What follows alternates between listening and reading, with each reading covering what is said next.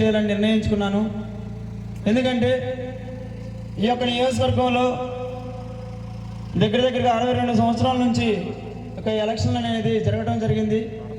అప్పటి నుంచి ఇప్పటి వరకు మన నియోజకవర్గానికి ఒక ప్రత్యేకమైనటువంటి గుర్తింపు అనేది అసెంబ్లీలో ఎవరు కూడా మాట్లాడలేకపోయారు. ఎందుకంటే నాకు ఓటు పడితే చాలు అనే ఉద్దేశంతో ఉన్నారనే కానీ ఈ యొక్క నియోజకవర్గంలో ఉన్నటువంటి రైతుల గురించి కానివ్వండి, విద్యావేత్తల గురించి కానివ్వండి, ఉద్యోగస్తుల గురించి కానీ ఎవరు కూడా మాట్లాడే పరిస్థితి ఈ యొక్క నియోజకవర్గంలో లేదనమాట. ఆ ఉద్దేశంతో ఈరోజు నేను స్వతంత్ర ఎమ్మెల్యే అభ్యర్థిగా పోటీ చేస్తా ఉన్నాను. ఈ రాష్ట్రంలో ఉన్నటువంటి 175 నియోజకవర్గాల్లో సంతనూరుపాడు నియోజకవర్గం అనేది ఒకటి. అంతేగాని ఒక ప్రత్యేకమైనటువంటి గుర్తింపు అనేది ఇంతవరకు ఈ నియోజకవర్గానికి లేదనమాట. అదే నేను కనుక గెలిస్తే ఖచ్చితంగా సంతనూరుపాడు నియోజకవర్గానికి ఒక ప్రత్యేకమైనటువంటి గుర్తింపు వచ్చింది. ఎందుకంటే ఈ రాష్ట్రంలో 174 నియోజకవర్గాలు మన వైపు చూసే విధంగా ఖచ్చితంగా నేను చేస్తాను.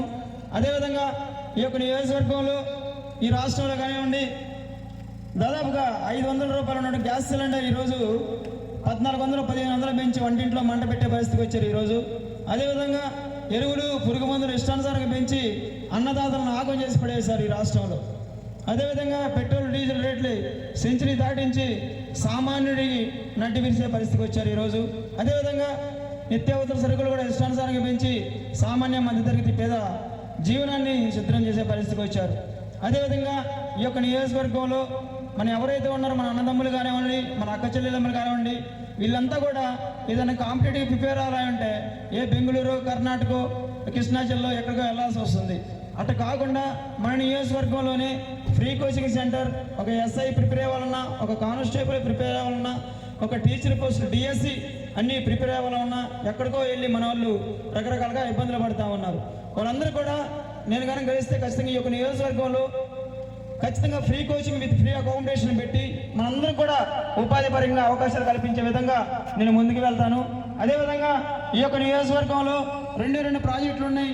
ఒకటి గుళ్ళకమ్మ ప్రాజెక్టు, 2 రామతీర్థం. ఒక్కసారి గుళ్ళకమ్మ ప్రాజెక్టును పరిశీలించి చూసినట్లయితే ఈరోజు గేట్లన్నీ కొట్టకపోయి సాగునీరు, తాగునీరు మొత్తం పోయి సముద్రంలో కలిసే పరిస్థితి వచ్చింది.